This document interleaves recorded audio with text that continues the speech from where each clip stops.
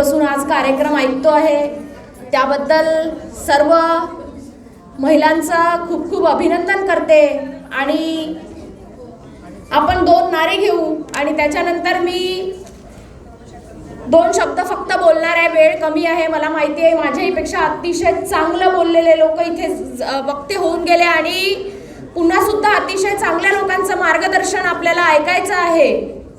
तर सर्वप्रथम राष्ट्रीय ओबीसी महासंघाचा नाही, असा महिलांचा आवाज नाही आला, इकडनं आला सगळ्यांचा आवाज, म्हणजे माझ्या भावांचा आवाज आला पण बहिणींचा आवाज नाही आलाय।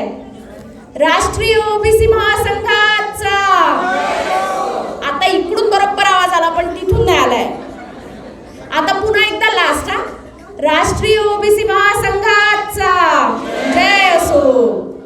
सर्वप्रथम राष्ट्रसंत तुकडोजी महाराज, संत गाडगे बाबा, संत तुकाराम महाराज यांना त्रिवार अभिवादन करते आणि शाहू फुले आंबेडकरांच्या विचारांना विनम्र अभिवादन करते।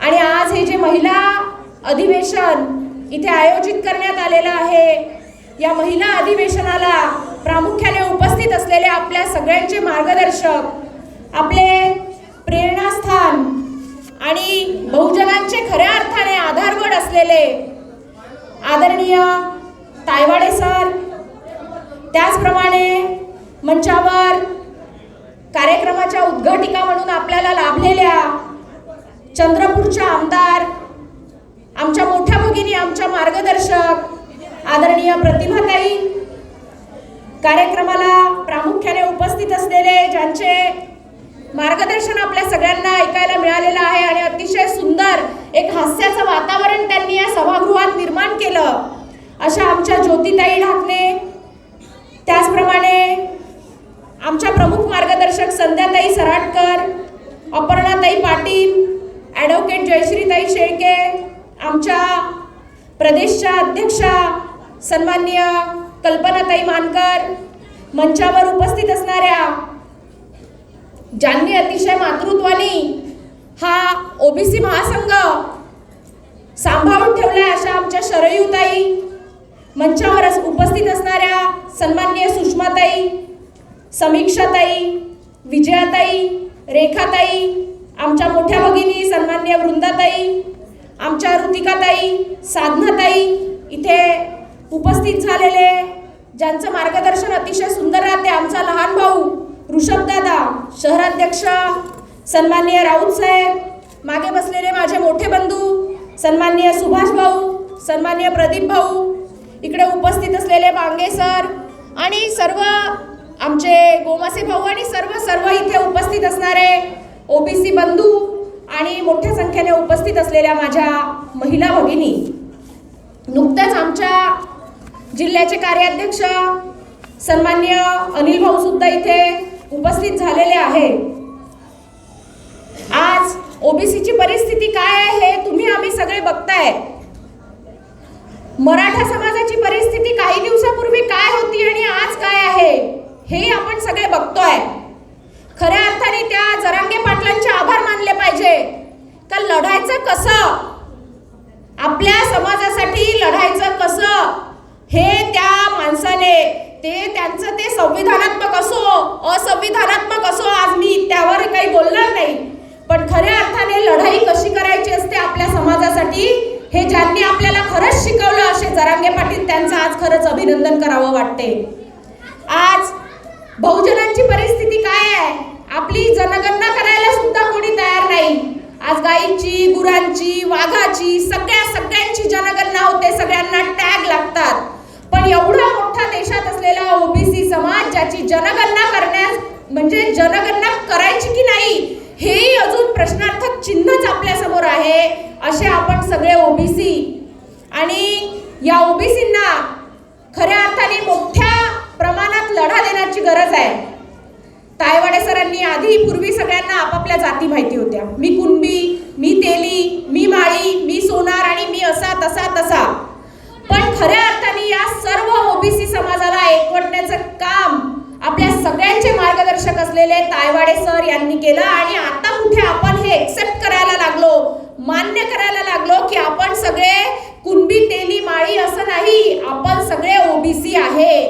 आणि ह्या ओबीसीचा लढा आता सुरू झालेला आहे. तायवाडे सरांनी जे रोपटं लावलं त्याचा वटवृक्ष होताना आपण सगळे बघतोय. पण अजूनही यामध्ये अनेकांचा सहभाग आपल्याला हवा आहे. आजही ग्रामीण भागातल्या प्रत्येक ठिकाणी ओबीसी पोहोचला नाही. आज मोठ्या प्रमाणात ओबीसी समाज आपल्याला आहे, पण गावातल्या शेवटच्या घटकापर्यंत ओबीसीची चळवळ आजही पोहोचली नाही. आणि जे आपण ओबीसी संघटनेचे पदाधिकारी आहोत, जे आपण ओबीसी संघटनेचे सगळे कार्यकर्ते आहोत, यांची सगळ्यात मोठी जबाबदारी, आणि स्पेशली आज महिला अधिवेशन आहे म्हणून विशेषतः बोलते की महिलांची सुद्धा विशेष जबाबदारी आहे की त्यांनी ओबीसी काय आहे हे सामान्य माणसापर्यंत पोहोचवलं पाहिजे. आज आपण महिला खूप बोलत असतो, बऱ्याच गोष्टीवर बोलत असतो. मी राजकीय क्षेत्रात सुद्धा काम करते, पण कुठेतरी राजकीय क्षेत्रांनी, कुठल्याही पक्षाने किंवा कुठल्याही सरकारने आजपर्यंत ओबीसीला न्याय देण्याचं काम केलं नाही. काहींदा ओबीसीचे प्रश्न उभे झाले, काही लोकांनी डेअरिंग केलं, पण काही जण राजकारणाच्या भीतीने घाबरून मागे झाले, बॅकफूटवर आले की नाही, मी जर समजा मी ओबीसी आहे आणि मी जर ओबीसीचाच लढा दिला तर मग बाकी समाज मला एक्सेप्ट करतील का, मला मतदान करतील का. म्हणजे आपल्या सगळ्यांना ओबीसीची वोट बँक हवी आहे, पण ओबीसीला पुढे नेण्याचं काम, त्यांचे न्याय, त्यांचे हक्क त्यांना मिळवून देण्याचं काम कुठलाही ओबीसी करताना, जास्त मोठ्या प्रमाणात करताना दिसत नाहीये. म्हणून आजच्या या महिला अधिवेशनाच्या माध्यमातून महिलांना विनंती करेल की महिला आपण खूप काही बोलत असतो. प्रत्येक वेळी आजूबाजूच्या घरच्या दोन महिला जरी आपण एकमेकींसमोर उभ्या राहिलो तरी आपण एकमेकींसोबत काही ना काही चर्चा करतो. भाजी कशाची केली, तुझ्या साडीचा रंग छान आहे, परवा जो ड्रेस घातला होता तो पण खूप छान होता, ती बाई पा कुठे गेली, कुठे आली, अशा अनेक चर्चा आम्ही सगळ्या महिला करत असतो. पण आजच्या या अधिवेशनाच्या निमित्ताने तुम्हाला सांगू इच्छेन की या चर्चा करण्यापेक्षा आपण ओबीसी महिलांची जबाबदारी आहे की आपण चर्चा ओबीसीची केली पाहिजे. आपण सांगितलं पाहिजे की आपला ओबीसी समाजाची परिस्थिती काय आहे, आपल्याला काय काय मिळायला हवं आणि आपण कुठे कुठे मागे आहे. आज तायवाडे सरांच्या प्रत्येक कार्यक्रमामध्ये, प्रत्येक ओबीसीच्या मेळाव्यामध्ये हे पुस्तक आपल्याला मिळत असते. मला नाही वाटत की ह्या पुस्तकाचं पहिलं पान देखील आपण कधी सिरियसली वाचलं असेल. खऱ्या अर्थाने आज इथून जाताना हे पुस्तक न्या, मला वाटतं येतानाच प्रत्येकाला मिळालंय. हे पुस्तक तुम्ही न्या आणि तुम्ही हे पुस्तक घरी जाऊन वाचा. काय मुद्दे तुम्हाला डोक्यात येतात आणि काय नाही समजत ते तुम्ही आपल्या वरिष्ठांना विचारा. ज्यांचा ओबीसीवर खूप मोठा अभ्यास आहे तशा लोकांसोबत बसा आणि या सगळे हे मुद्दे जनसामान्य महिलेपर्यंत पोहोचवा. हे जर पोहोचवण्यात महिलांपर्यंत महिला यशस्वी झाल्या तर खऱ्या अर्थाने या महिला अधिवेशनाचा सक्सेसफुल आपल्याला दिसून येईल. अन्यथा आपण प्रत्येक कार्यक्रमात जायचं आणि ओबीसी म्हटल्यावर एवढा मोठा समाज आहे का ओबीसीच्या प्रत्येक कार्यक्रमात अफाट गर्दी आपल्याला दिसते, पण त्या गर्दीचा उपयोग काय हा सुद्धा विचार आपण सगळ्यांनी केला पाहिजे. आज आपल्या समाजाला न्याय मिळवण्यासाठी तायवाडे सर लढत आहेत. त्यांच्या बरोबरीने त्यांच्या मागे पुढे आपण सुद्धा त्यांच्या पावलावर पाऊल टाकून लढा देत आहे. पण कोणतीही समाजाची संघटना ही एकट्या माणसाच्या भरोशावर किंवा एकट्या माणसाच्या लढाईवर चालू शकत नाही. तर आपण सगळ्यांनी त्या लढाईमध्ये सशक्तपणे, उत्स्फूर्तपणे त्यामध्ये सहभागी व्हायला पाहिजे. बोलायचं खूप आहे, पण चिठ्ठी आई आहे. त्यामुळे एकच सांगते की आपला खूप मोठा कळप आहे. जरा जनावरांचा कळप असते की नाही, खरंच जनावरांचाच कळप म्हटलं पाहिजे आज आपल्या ओबीसी समाजाला, तसा आपला सुद्धा खूप मोठा कळप आहे. आणि त्यामध्ये आपल्या काही साथीदारांचा जीव जातो आहे, आपल्यावर खूप मोठा अन्याय सुद्धा होतो आहे. पण आपण सगळा कळप हा आजही शांतपणे बघत बसलो आहे. आपण झोपल्याचं सोंग करतोय, आपल्याला सगळं माहिती आहे, पण आपण झोपी गेल्याचं सोंग करतो आहे. आणि असंच आपल्यातला जो लढणार आहे तो मरणार आहे. आता मरण्याचा अर्थ प्रत्यक्ष मरणे घेऊ नका, पण जो लढतो त्याचंच मरण होते, जो करते त्याचंच मरण होते आणि जो बोलतो त्याची चूक होते. तर तसाच आपल्यातला एक मरतो आहे आणि आपण प्रत्येक बांधव, समाज बांधव आपला कळप फक्त मुख्याची भूमिका घेऊन याकडे बघतोय. आपल्या सगळ्यांना विनंती आहे की आपण एक माणूस जर चांगली जबरदस्त धडक देऊ तर निश्चितपणे आपल्यावर जो होणारा अन्याय आणि आपल्यासाठी जो लढणारा माणूस आहे त्याला बळ मिळेल आणि या राष्ट्रीय ओबीसी महासंघाचा विजय येणाऱ्या काळामध्ये आपल्या ओबीसींचा विजय आपल्याला निश्चितपणे दिसून येईल.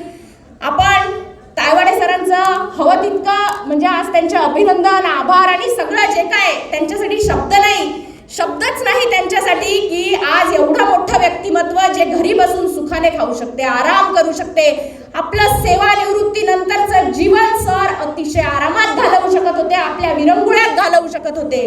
पण प्रत्येकाला मी प्रत्येक भाषणात सांगत असते की आपल्याला 3 ऋण असतात आपल्यावर नेहमी जन्माला आल्यावर, मातृऋण, पितृऋण आणि समाज ऋण. पण सर आपल्या समाज बांधवांसाठी, त्यांच्या न्याय हक्कांसाठी सातत्याने लढा देत आहे. आणि निश्चितपणे सरांना जर आपल्यासारखे सगळे लोक ऍक्टिव्हली त्यांच्या आंदोलनात, त्यांच्या लढाईत सहभागी झाले तर त्यांना खरंच 10 हत्तींचं बळ येते आणि सरांची स्पीड वाढून जाते. आणि म्हणूनच तुमच्या सगळ्या महिलांना विनंती करते की चिठ्ठ्यावर चिठ्ठ्या येणं सुरू झालंय. मी माझं भाषण संपवते.